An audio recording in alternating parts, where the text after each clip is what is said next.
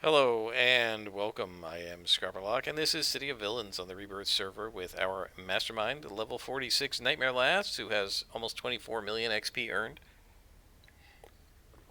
2 million to go to get to level 47 in our second to last power. And we have missions available from Ghost Widow, so let's go ahead and do hers. She says, I have not forgotten your recent betrayals, Nightmare Lass, nor shall I forget. But I am bound to Arachnos and thus to my Lord Recluse, and my Lord Recluse feels that your success against me is the ultimate display of your true power. You have risen up through the ranks, and now stand at the heights of power as was foretold. No doubt you've heard that Lord Recluse seeks a destined one to bring about the final victory against statesmen and his heroes in Paragon City. He believes that you are that one, and that it is time for you to join us in Operation Destiny. The first step on that road begins with a small task. Let's perform the task. Does this put us on a story arc with her? Let's see. It does. So, we're going to rescue an agent. Here we go. Oh, we're right here at the ship. So we're moving right along with our experience points. This mission will probably get to the 5th or 6th speed. So let's summon our little buddies. And I guess we're going to have to go inside the ship. But first we're going to fight outside the ship. And we should be getting, at +1, yellow and orange.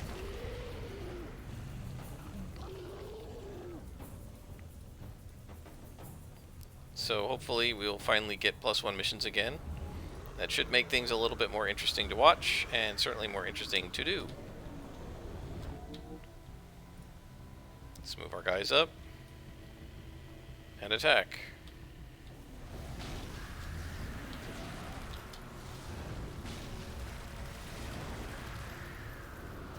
Our demons are pretty awesome now. They do a pretty good job of kicking butt, taking names. As you can see, yellow cons are no problem at all. And really, orange cons aren't. Red cons start to get a little difficult.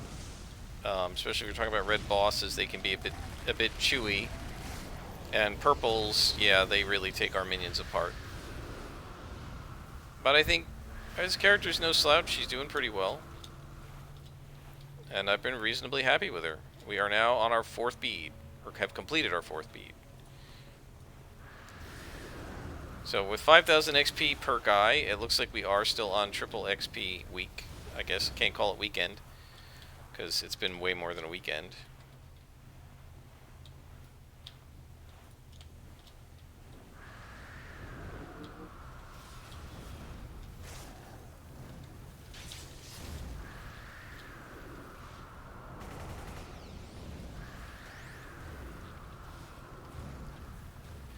So it is the 30th of December. I've said this before, but happy and healthy New Year to everyone.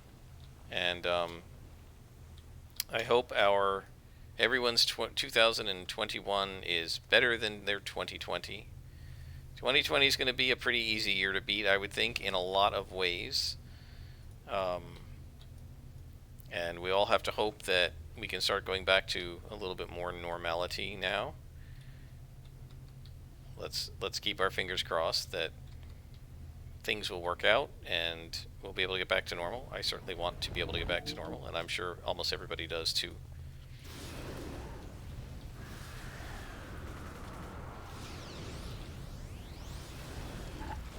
It's been quite a year in more ways than one. I have to say, there's been a lot of bad, but there's been some good for me, personally. I started playing D&D again, which I very much am glad I did. I'm having an absolute blast. I watched a Matt Colville video where he was talking about the need to really, as a dungeon master, it was titled something like The Dungeon Master is a Player Too, and it was a point that I've made before. The dungeon master has to be having fun. If the DM isn't, you as a DM or GM, depending on the game, your role is to see to it that your players have fun. right? And he actually is quoted as saying, and I've said this myself as a GM, when people asked him, did you have fun? They would say to him, like at the end of a session, did you have fun in the session? He'd say, well, did you have fun? And they say, yeah, well, then I did. And he said his players thought he was being coy, and he said, no, the whole point of being a dungeon master is helping other people to have fun. And by the way, we're getting 13,000 experience per lieutenant, red lieutenant. That's a lot of experience. Even though we need 2 million, 13,000 is a lot of experience. So anyway, he said, your job as a good dungeon master or a game master is to help people at the table have fun. So if everybody's having fun, then you're kind of having fun, and that is true. But there can also be things that you don't enjoy as a game master, and things that aren't fun for you. And he talked about how you can kind of get GM block, much the way a writer would get writer's block, where you get stuck. And you're just, and he said, there are times when I don't run, and what I'll say to the players is, I'm not ready. But what it means usually isn't that I'm not ready to run, but that I don't feel like running. That I'm kind of bored by it. I'm not having fun with it. And he said, you have to make sure that you're having fun too. And I have to say that what's the metric for that? It's that you're looking forward to it, I think. And the more you're looking forward to it, the more fun you're having. And so far, every time I play every other week, so every time we've gotten to the second week, it's now like Wednesday of the second week, so we're going to be playing in 4 or 5 days. I'm jazzed. I'm like, I can't wait till Saturday. Yay, this Saturday is the day we get to play D&D again. So I'm enjoying it. And I think that, the fact that I can't wait and I'm excited that this is our on week is a good sign. I think it'll be a bad sign if I get to the point where I'm like, oh, darn it, it's our on week this week. I don't really want to, if that starts happening, that's a bad sign. And, it could, eventually it probably will. There is such a thing as game master burnout, and I certainly experienced that when I was doing 2 years of GMing a permanent campaign, and the one summer in the middle, right, the first summer, one of my friends GM'd part of that summer for me in his own world, and then we crossed those characters into my world, and I took back over again.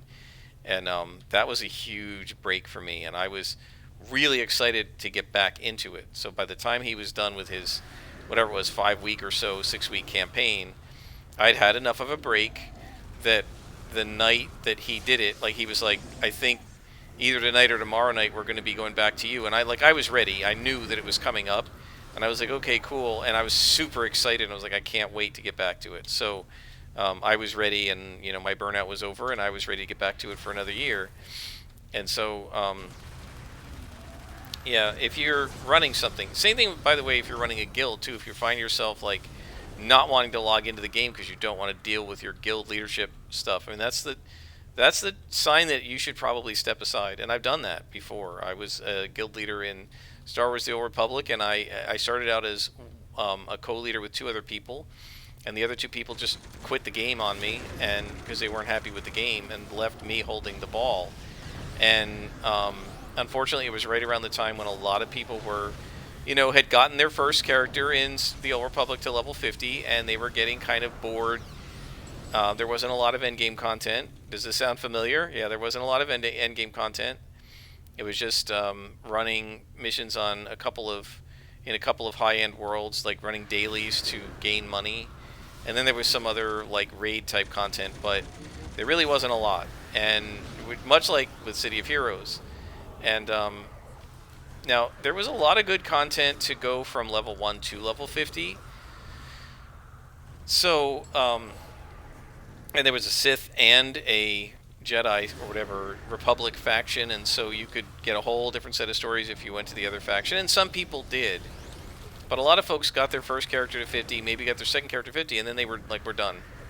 There's just not enough to do in this game. There wasn't really much of an economy to speak of. The crafting was, only cursorily done. It wasn't well thought out, and there were a lot of issues with the game when it launched. And so it launched in December, and everybody was totally into it. And by April, my co-leaders had quit, and a bunch of other people weren't playing the game anymore, and we were down to like half of our guild being active. and most of them on the Republic side. And so then over time, I eventually had to mothball the Sith side, which the one active officer I had, one of the two active officers I had, was Sith, and she wasn't happy about it, but she did understand why we had to do that. And the most fun was this one guy and his wife they were on a lot, but they were trying to do all the story stuff together, and so they wouldn't join us for guild hunts, guild nights, because they were like, we don't want spoilers. So they'd be logged on the nights we were doing guild, missions, and doing their own missions and not playing with us. They didn't show up to a bunch of the roleplay sessions. The wife in particular. The husband sometimes did, the wife never did, and the husband only did sometimes. They didn't show up to the roleplay sessions, and they refused to make Sith side characters because they wanted to do the Republic stuff first, and then they didn't want spoilers. And so when we announced that the Sith side was going to be kind of mothballed and just become like a guild for alts, he made this really angry post saying that he was disappointed and everything. I'm like, dude, you didn't even... We're 6 months into the game and you've never made up a Sith character, and now you're mad that we're getting rid of the Sith side of the guild due to inactivity. If you didn't want us to do that, you should have shown some activity. Fortunately, the other former guild leader, one of them, was still active on the forums, and she stepped in and it basically said that. She messaged me first and said, do you want me to take him down? Because she knew as a guild leader I really couldn't. She said, do you want me to take him down? Because I will. Because she said, this is crap. He didn't do anything the whole time I was leader, and now he's not doing anything while you're leader, and he's mad because you're mothballing the side of the guild that he didn't even help you run. She was like, you want me to take him down? I said, go for it. So she really took him down. She was a really good writer, and she was like, no. And she said, you can't. I understand that you're unhappy about this, but you didn't even try to participate when they announced Sith side activities. You didn't even join, and now you're mad because since nobody else joined the Sith side activities, so they're mothballing that side of the guild. If people had wanted them to keep that side of the guild active, they should have been participating. So we were able to run it as a Republic guild for a while, but again, the activity kept going down.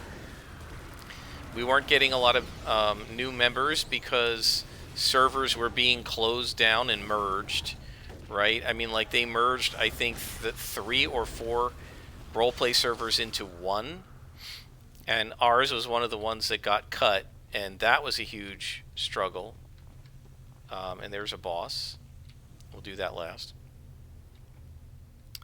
And so, I kept trying to improve the guild and get more people. It wasn't working, and I was logging in just doing the dailies to make money for us, and I was trying to run storylines. By the way, we're done with our 5th bead now. We're still doing 1 mission, and we already just got a bead just for this. Wow, it's clearly triple XP. So, I was trying to run story arcs, I was trying to run the guild, I was trying to, post on roleplay forums to get people interested in the guild and all of this. It was highly frustrating. And finally, I went to visit my mom, and it was like summer of that year. So it was now, I had taken over as the only leader of the guild in April, and something like May, we had mothballed the Sith side of the guild, maybe June. So this is now July, or early August, late July, early August, and I went to visit my mom, and I couldn't play the game. So I think I logged in a couple times to do like a little bit of roleplay stuff, but I couldn't really play the game on my old laptop, and so I didn't even try. And in terms of doing battles and stuff, and I'm stupid, I did not buff my pets because I'm busy talking.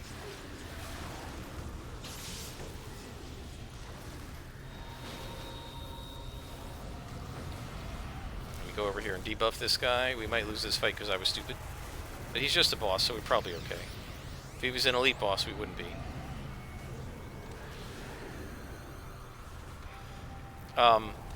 So anyway, I didn't really play, and I couldn't really deal with any of the guild stuff.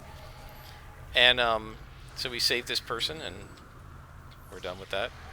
And what I found was, I actually was relieved, right? I actually was happy not to be dealing with the guild crap.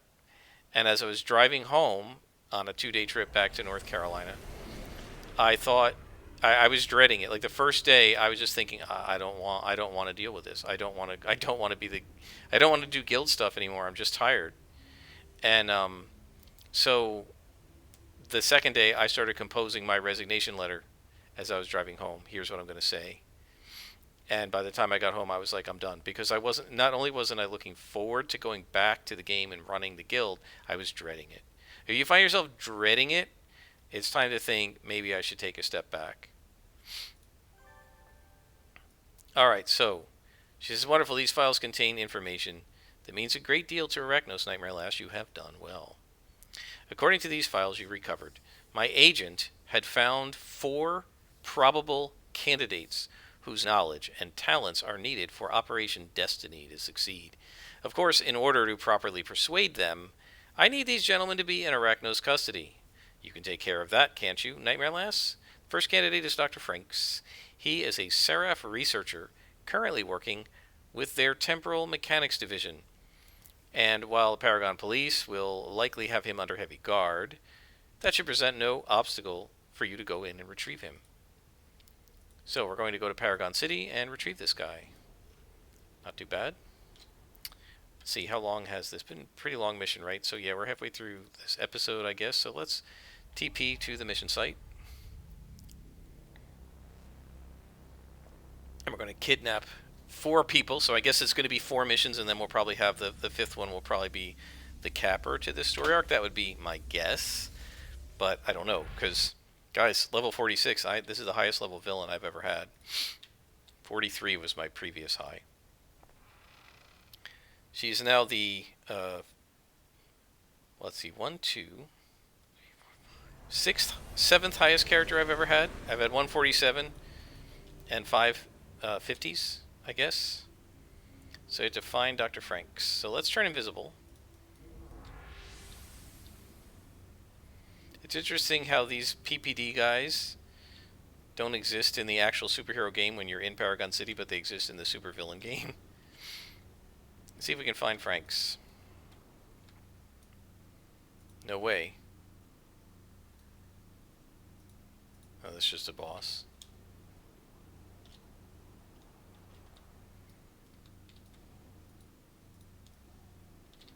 So these guys are allies. Potential allies. Not too sure about this map, so let's go ahead and find the limits of it. And what I want to do is figure out where he is, and then we will clean out from the starting point, which is kind of over here. We'll clean out from there to from him to there. Oh wow, this goes all the way back like this. Yeah, the people who constructed these maps are nuts. Just in terms of how big they made them. Very much needle in a haystack. Is this him? Nope.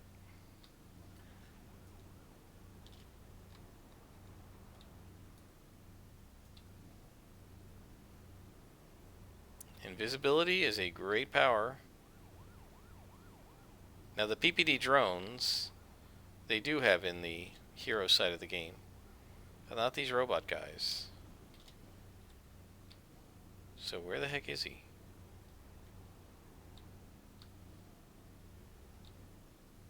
That's Seraph. We don't have to go in there, do we? Oh, we do. Oh, interesting. Okay. Alright, so that tells me where we need to go. We need to go inside Seraph, I guess. So we're going to have to beat our way over here. So I guess we'll come down this street and just beat our way over to there. That should be sufficient. I think that should work. Alright, let's summon our boys.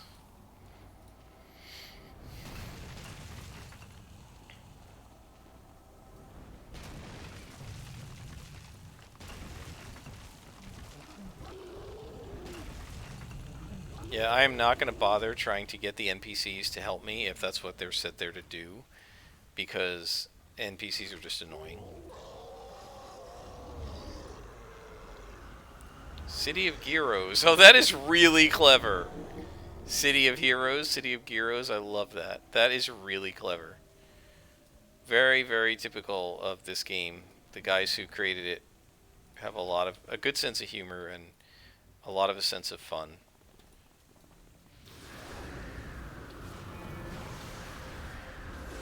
Wow, those guys seem like Peacebringers almost in terms of their SFX.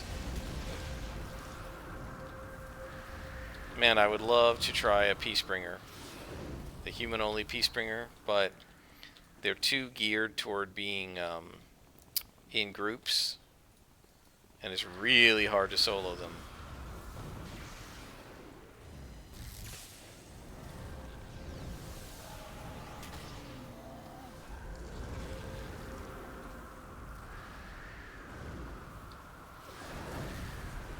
What they do is their abilities get better per the size of the group. So they're okay solo, but not great. They really kind of need to be in groups, which I find highly annoying. But that's the way the class is designed, so I guess it means I won't be playing it solo.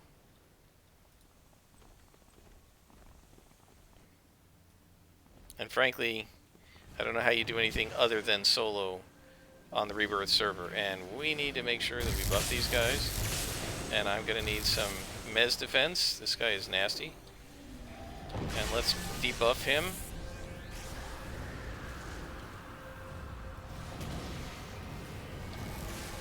Oh yeah, he's very tough.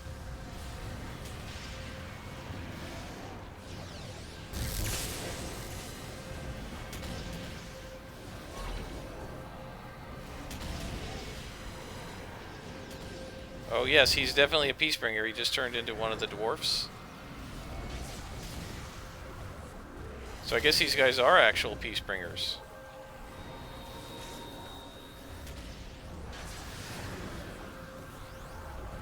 Alright, with the boss said, we should be alright.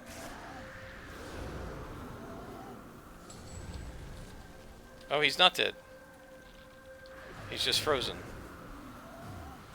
Detective Baker? I'm gonna be interested to see how many XP we get from killing him at this level. Got him. 27,000, wow. That is a lot of XP. Look at that little hand panel. I love the detail in this game.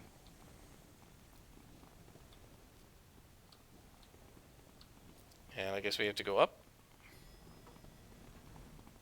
Or down. Up, it seems. Nope, down. Because the only way the elevator goes from here is up. So we must be in the basement now.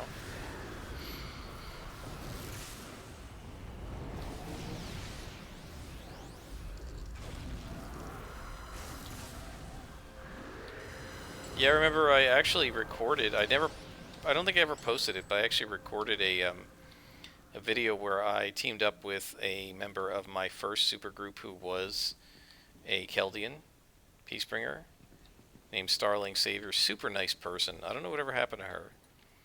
She was only like 15th or 18th level or something at the time. And I was playing Silver Phoenix, and, you know, she was like, she said something about a mission being really hard, and I was like, you want some help? And she said, sure, and I helped her out, and she was like, oh man, it's so much better. Like, yeah, your powers are greater because you're on a team now. And I'm not sure she even realized that. And there's another boss. So we're not going to screw up this time, guys. We're going to go ahead and use our Hell on Earth. What is this one? Our Painbringer. And our World of Pain. And we're going to teleport the longbow out here.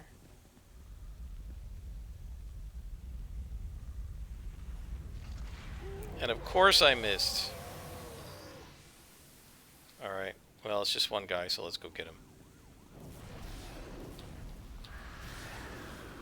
Oh, and there's an ambush coming. Maybe. Lower defenses.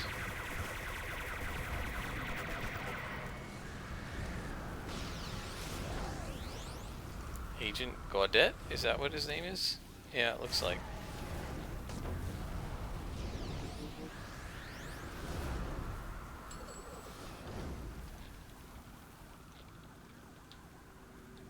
Alright, so now we've got Dr. Franks. And I'm gonna have to take stealth off, I guess. And flight. Are you gonna come? Come on. Oh, I hate these NPCs. Are you coming? No, he's stuck.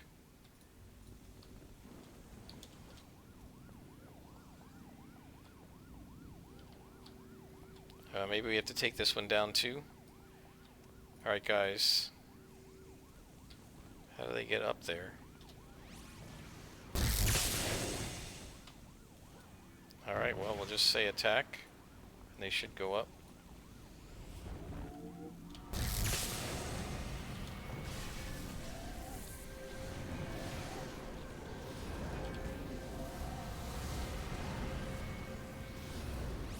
Oh, I was stunned. Not good. Come on, break free. What's going on?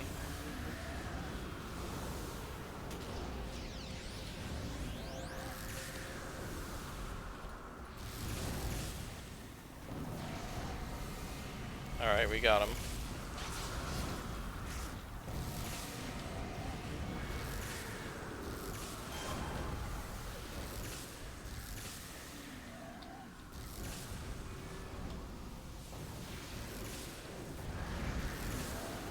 Okay, is that everybody? Let's go.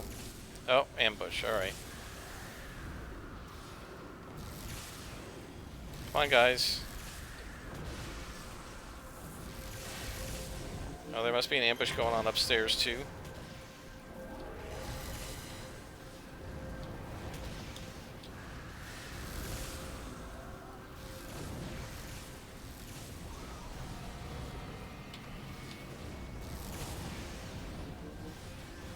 Alright, guys, come down here, please. Everybody get together, please.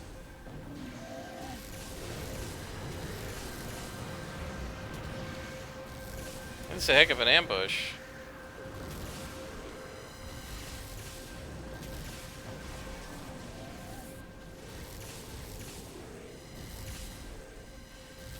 I don't understand how they have this many Chaldeans in one place. I really don't.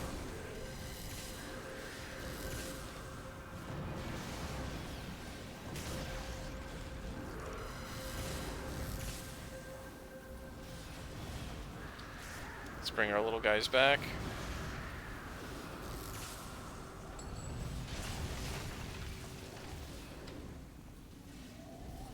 I also don't understand how they all showed up behind me. Are you coming?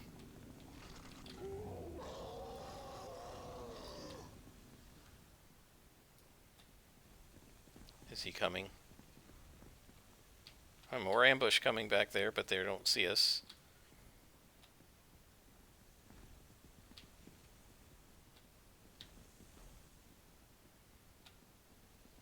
Yeah, that was definitely a heck of an ambush. That was a nice challenge. That was rough. Mostly because of the 3D in that room and how stupid the minions were about... where are we going here? How stupid the minions were about, like, where they were in terms of location. Okay, there's somebody outside, it looks like, because I just clicked on something. Right, I just clicked... Oh, I didn't mean to do that. Alright, go ahead and attack, and I'll start buffing.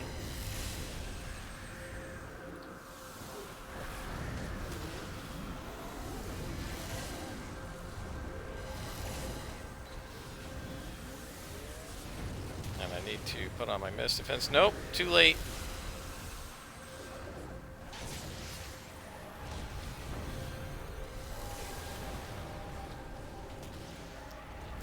Got the little guys first, and now go after the big guy.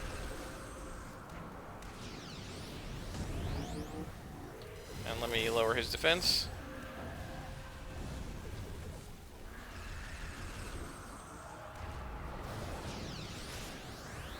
Not too bad. You don't need this thing anymore. So that was my mistake. Somehow or other, when I was inside and went to click on the door, it actually lit this guy up. And so I tried to see if I could light him up again to target him before we went outside, and it clicked me through the door, which was dumb. I should have realized it was going to do that.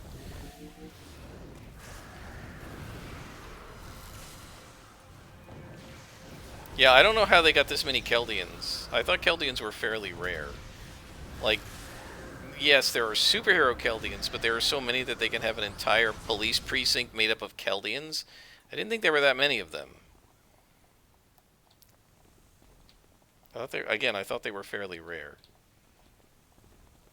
Anybody coming? Nope, just us. It looks like.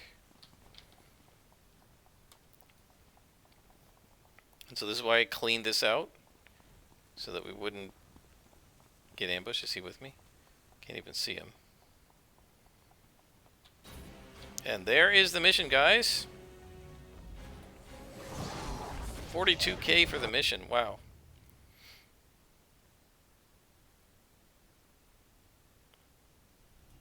So we gained more than 2 beads on this mission. That is psychotic. That is like the kinds of leveling you do when you're like 10th and 12th level. 2 beads per mission.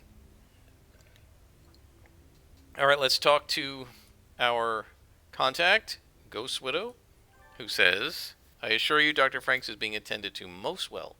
He is comfortable, and will remain so as long as he continues to expend his considerable talents in service of Arachnos. Now we have 2 more scientists to recruit. I thought she said there were 4. Alright, well, 2 more, which we will do probably next time. Hope you guys have enjoyed. I certainly have. Until next time, I am Scrapperlock. This has been City of Villains on the Rebirth server.